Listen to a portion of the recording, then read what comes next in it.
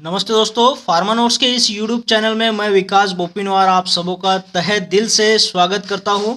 तो आज का जो हमारा विषय है कि जो एमपीएससी के द्वारा निकली हुई फार्मासिस्ट ग्रुप बी की जगह है, तो उसके रिगार्डिंग जो सिलेबस होगा उसके ऊपर हम चर्चा करने वाले हैं।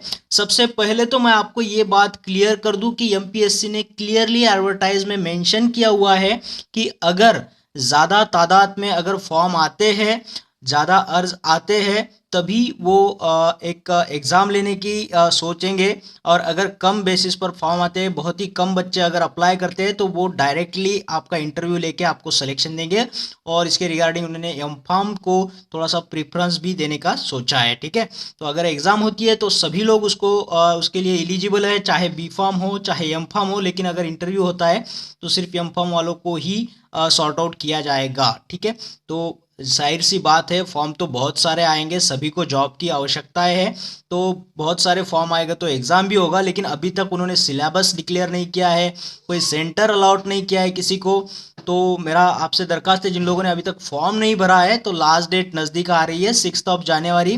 तो जो लोग महाराष्ट्र से बिलोंग करते हैं, डोमाइसाइल जिनके पास महाराष्ट्र का है, तो वो लोग इसे अप्लाई करें जल्द से जल्द, तो ये अपॉर्चुनिटी आपके हाथ से निकल ना जाए। तो ये जो आज हम यहाँ पे सिलेबस थोड़ा सा ओवरलुक करेंगे, थोड़ा थोड़ा देखेंगे कि इसमें क्या पूछा जा सकता है। और मैं आपको ये भी बात क्लियर कर दूं कि यहाँ पे जो सिलेबस डिस्कस किया जा रहा है वो पुराने पेपर के हिसाब से, ठीक है, जो भी ग्रुप बी का फार्मासिस्ट का एग्जाम होता है गवर्नमेंट कॉलेज के लिए, मेडिकल कॉलेजेस के लिए, तो उस हिसाब को हमने नज़र में रख के यही सिलेबस इस एमपीएससी के द्वारा निकली हुई जो फार्मासिस्ट ग्रुप बी के लिए हो सकता है, इसी की ज़्यादा चांसेस है। तो ये सिलेबस आप देखें और इसी सिलेबस के हिसाब से आप प्रिपेयर करना स्टार्ट कर दें। ठीक है, तो 99.99% गारंटी है कि यही उसका सिलेबस होगा। तो चलो इस सिलेबस को थोड़ा सा ओवरलुक करें कि कौन से सब्जेक्ट इसमें आएंगे, हमें कौन से सब्जेक्ट को ज़्यादा से ज़्यादा फोकस करना है, ताकि हमारा जो टाइम है वो वेस्ट ना जाए। ठीक है, अब राह देखते बैठेंगे तो जब सिलेबस आएगा तब यही आएगा, तो फिर बोलेंगे देर हो गई। ठीक है, तो चलिए देखते हैं थोड़ा सा क्या क्या हो सकता है इसमें। तो यहाँ पे देखिए, सबसे पहले तो मैं आपको बोलूँ, यहाँ पे ये देखो, syllabus for the post of pharmacist in government medical college Maharashtra, medical education and research services group B. ठीक है, ये तो ये डीएमईआर के लिए जो सिलेबस है ग्रुप बी के लिए, वही सिलेबस है। यहाँ पे टोटल मार्क्स 100 दिया हुआ है, नंबर ऑफ क्वेश्चन भी 100 आएंगे, यानी एक क्वेश्चन के लिए 1 मार्क होगा। और ड्यूरेशन दिया हुआ है 1 आवर का। ठीक है, तो 1 घंटे का ये एग्जाम है, ऑब्जेक्टिव टाइप रहेगा, और उसके बाद में सॉर्ट आउट हुए लोगों का इंटरव्यू होगा। ठीक है, एक पोस्ट के लिए 4 लोगों को बुलाया जाता है। तो कोशिश करिएगा अपने अपने कैटेगरी में जो भी है 4 जगह, यानी अगर समझो 3 जगह है तो पहले 12 कैंडिडेट में हमारा नाम आएगा, तो हमें मुलाकात के लिए यानी इंटरव्यू के लिए बुलाया जाएगा। तो इसमें सिलेबस में 2 सब्जेक्ट को आपको फोकस करना है। तो इसमें पार्ट 1 और पार्ट 2 में बताया। पार्ट 1 में आपको दिया गया है pharmaceutic dispensing and hospital pharmacy, और पार्ट 2 में आपको दिया है फार्माकोलॉजी एंड टॉक्सिकोलॉजी। ठीक है, तो यहाँ पे देखो, pharmaceutics dispensing and hospital pharmacy में आपको कौन से सब्जेक्ट और कौन से कंसेप्ट पर फोकस करना है।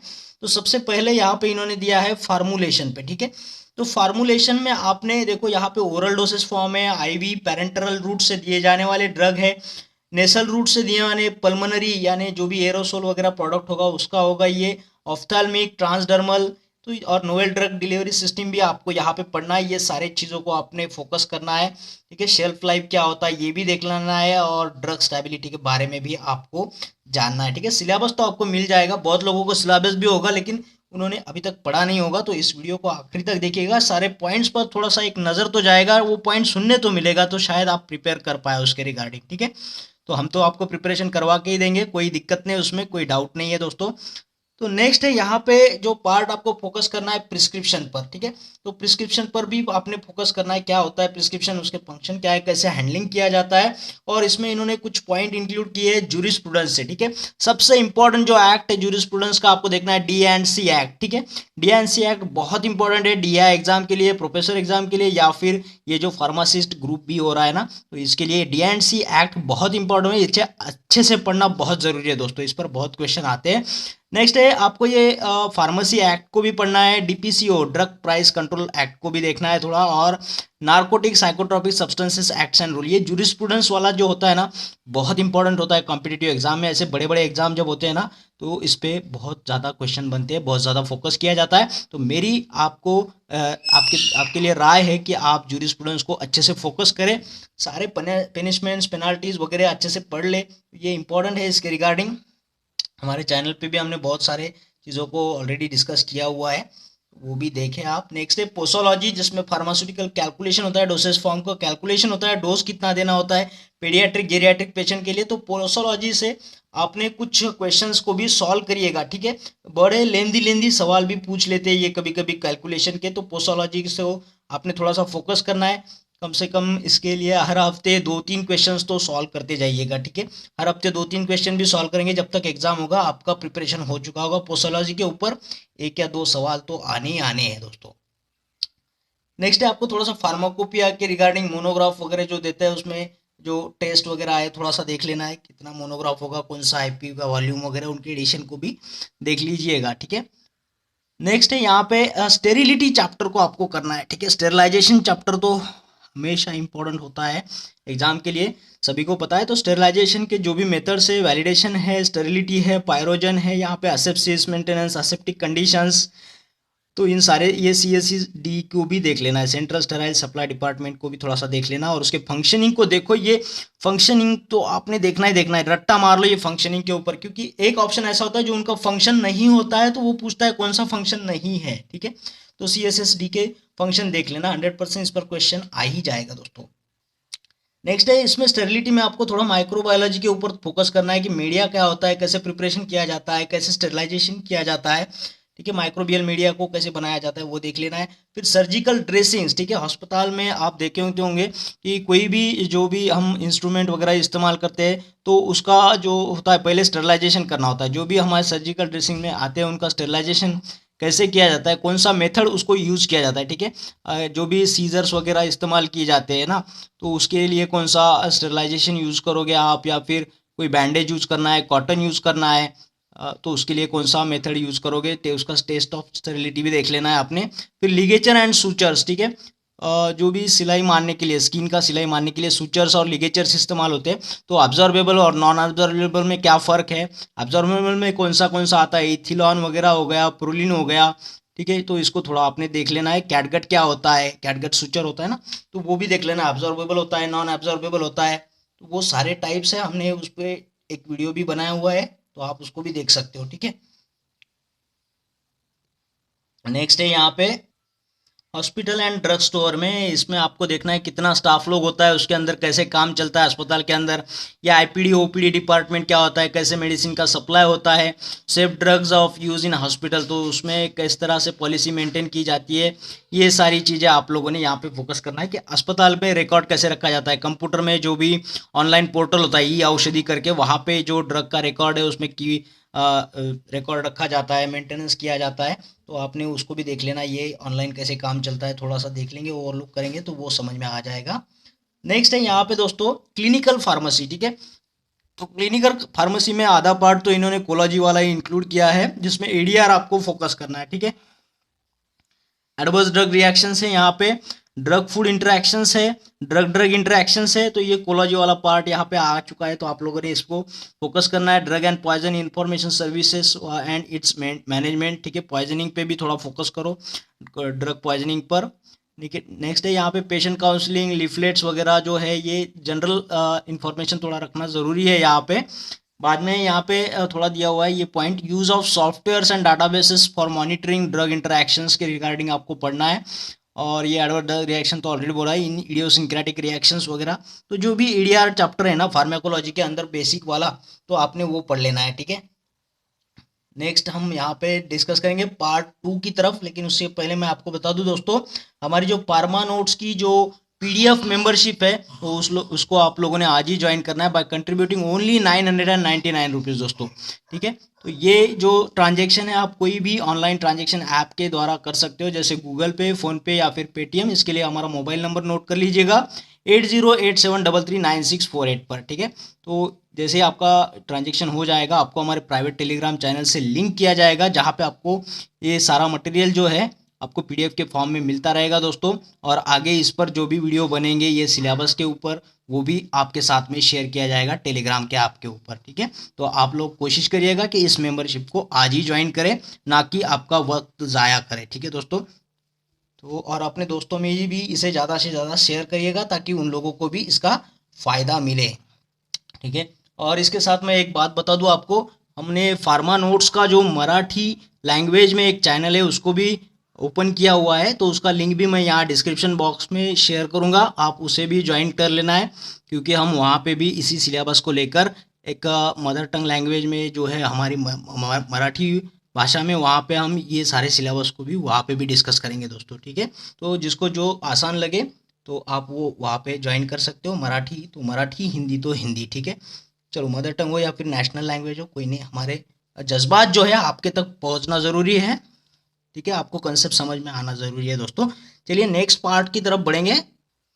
तो पार्ट 2 में हमने फार्माकोलॉजी एंड टॉक्सिकोलॉजी पढ़ना है। ये बहुत बड़ा पार्ट है, लेकिन इसमें भी जो भी पॉइंट दिए उसको आपने प्रिफरेंशियली उसी पॉइंट पर फोकस करके करना है, ठीक है। तो फार्माकोलॉजी एंड टॉक्सिकोलॉजी में अस्पताल की जब बात आती है तो सबसे पहले आपने कीमोथेरापेटिक्स चैप्टर जो है, ठीक है, उसमें जो एंटीबायोटिक्स वाले एंटी माइक्रोबियल जो एजेंट्स है उस पर फोकस करना बहुत ज़रूरी है। देखो यहाँ पे इन लोगों ने मेंशन भी किया हुआ है, ये एंटी माइक्रोबियल्स करके, एंटीबायोटिक्स करके, और इंक्लूडिंग इसमें देखो जनरेशन्स ऑफ एंटीबायोटिक, अलग अलग जनरेशन्स भी आपको पढ़ना है यहाँ पे। और कीमोथेरापिस्ट के अंदर आपको ये एंटीवायरल ड्रग, उसमें HIV ड्रग पढ़ना है आपको, ठीक है। उसके बाद में यहाँ पे देखो ये टीबी भी दिया हुआ है, टीबी चैप्टर भी इसके अंदर आता है, एड्स तो दिया हुआ है, HIV, ठीक है। तो ये सारी चीज़ें आप लोगों ने पढ़ना है यहाँ पे। बाद में यहाँ पे कुछ ऐसे डिसीज़ भी पढ़ना है जो कम्युनिकेबल डिसीज़ हो, ठीक है, ट्रांसमिशन एंड प्रिवेंशन उसका देखना है। तो ये डिसीज़ के बारे में, पॉजिटिव एजेंट के बारे में भी आपने थोड़ा बहुत पढ़ लेना है, ठीक है। उस डिसीज़ के सिम्टम्स वगैरह, प्रिवेंशन कैसे किया जाता है क्या नहीं, ये भी आप लोगों ने देखना है। नेक्स्ट बात बोलूँ, यहाँ पे जनरल एक टॉपिक दिया हुआ है, first aid, emergency treatment of shock, snake bite, burns, poisoning, fractures के रिगार्डिंग थोड़ा बहुत इन्फॉर्मेशन रख लीजिएगा। और कुछ बचे हुए ये चैप्टर है फार्माकोलॉजी से, जैसे एंटी हाइपरटेंसिव ड्रग है, एंटी एंजाइनल ड्रग है, या एंटी हाइपरलिपिडेमिक एजेंट्स है यहाँ पे, फिर कार्डियोटॉनिक्स, ये पूरा हार्ट से रिगार्डिंग ये चैप्टर्स दिए हुए हैं, आपको हार्ट के रिगार्डिंग पढ़ना है। नेक्स्ट एंटी एलर्जिक दिया हुआ है यहाँ पे, एंटी हिस्टामाइनिक ड्रग आप यहाँ पे पढ़ सकते हो। एंटी डायबिटिक ड्रग के थोड़ा ये फोकस करिएगा, डायबिटीज़ पर भी सवाल आते हैं। फिर ये अल्सर के रिगार्डिंग है, ठीक है, एंटासिड वगैरह ये अल्सर के रिगार्डिंग आ जाएगा। और ये एंटी डिप्रेसेंट ड्रग, ठीक है। और आगे क्लिनिकल टॉक्सिकोलॉजी में सबसे बहुत इंपॉर्टेंट है जो बीबी वाले ड्रग है ना, बारबिटूरेट्स ऑन बेंजोडाइजेपाइन्स, ठीक है, इसको बहुत ज़्यादा फोकस करना है। एनएसएड के अंदर आपने ये पैरासीटामोल और सैलिसाइलेट एस्पिरिन जो ड्रग है उस पर फोकस करिएगा। हेवी मेटल्स ये पॉइजन्स में भी आते हैं, आप पहले भी हमने डिस्कस किया था, पॉइजन के ऊपर उन्होंने फोकस किया हुआ है। तो पॉइजन के रिगार्डिंग आपके पास जो भी है मटेरियल उसको पढ़िएगा, जो भी आपको मिले पॉइजन के रिगार्डिंग इन्होंने यहाँ पे डाला है तो सवाल तो आने ही है, ठीक है। तो ये हेवी मेटल्स वाला पॉइजनिंग हो या फिर दूसरा कोई पॉइजनिंग हो तो वो आप लोगों ने पढ़ लेना है, ठीक है। तो एक्यूट पॉइजनिंग इन्होंने ये टॉक्सिकोलॉजी को इतना इंपॉर्टेंस दिया है तो इसको भी आप लोगों ने अच्छे से कवर करना है, चाहे बेसिक भी हो, फंडामेंटल चीज़ों को भी आपने समझ के लेना है, ठीक है। टॉक्सिकोलॉजी के अंदर जो भी बेसिक कंसेप्ट है उनको समझ लेना है। फिर यहाँ पे देखो ये पेस्टिसाइड का पॉइजनिंग है यहाँ पे दिया हुआ, ठीक है, तो ये भी आपको पढ़ना है, ठीक है। यहाँ पे ANS का जो टॉपिक आता है, ऑटोनॉमिक नर्वस सिस्टम वाला, ANS वाला, ड्रग एक्टिंग ऑन ANS, उसके अंदर ये आपको पेस्टिसाइड वगैरह के पॉइजनिंग भी, न्यूस्टिगमिन वगैरह वो आपके लोगों ने देख लेना है, ठीक है। पाम भी देते हैं ना, प्रालिडॉक्सिन करके, तो वो भी उस चैप्टर का यहाँ पे कहीं जिक्र नहीं है, लेकिन उसको भी आपने पढ़ना ज़रूरी है। फिर यहाँ पे ओपिएट्स वाला भी इन्होंने इंक्लूड किया है पॉइंट, तो ओपिएट्स के रिगार्डिंग भी आपने पढ़ लेना है, ठीक है, इंपॉर्टेंट है ये भी। मॉर्फिन वगैरह आपने देखना ही देखना है। यहाँ पे छोटा सा एक पॉइंट इंक्लूड किया है, अल्कोहल, इथेनॉल वगैरह, डाइसल्फिराम लाइक रिएक्शंस जैसे सवाल इस पर बन सकते हैं। तो इथेनॉल, मिथेनॉल कौन से एंजाइम्स वगैरह उसमें आते हैं, अल्डेहाइड, डिहाइड्रोजनेज वगैरह वगैरह जो है उस पर भी आप लोगों ने फोकस करना है। फिर अल्कोहल छुड़ाना है तो वो जो डाइसल्फिराम दिया जाता है या फिर दूसरा कोई ड्रग दिया जाता है उसके बारे में भी आपने इन्फॉर्मेशन रखना ज़रूरी है दोस्तों, ठीक है। तो ये बहुत वास्ट है फार्माकोलॉजी एंड टॉक्सिकोलॉजी, कहीं से भी क्वेश्चन बन सकता है। तो इसके रिगार्डिंग आपने एक दो या बुक्स पढ़ना भी बहुत ज़रूरी है, ठीक है। इसके लिए भी कोई बुक्स होगा तो वो भी मैं यहाँ पे डिस्क्रिप्शन बॉक्स में उसका लिंक दे दूँगा, तो आप चाहे तो उसे खरीद भी सकते हो दोस्तों, ठीक है। तो इस वीडियो में इतना ही, आशा करता हूँ आपको ये वीडियो अच्छा लगा होगा, पसंद आया होगा, और अगर ऐसा हुआ है तो इस वीडियो को लाइक करिएगा, शेयर करिएगा। और आप लोगों से मेरी दरखास्त है, जिन लोगों ने चैनल को अभी तक सब्सक्राइब नहीं किया है, चैनल को सब्सक्राइब कर दीजिएगा और उसके बाद आने वाले बेल आइकन को ज़रूर क्लिक करिएगा दोस्तों। इससे होता क्या है कि आने वाले हर एक वीडियो का नोटिफिकेशन आपको मिलता रहेगा और आपको यूं ही लाभ होता रहेगा दोस्तों। तो फिर मिलते हैं एक और बेहतरीन वीडियो के साथ में, तब तक के लिए थैंक यू।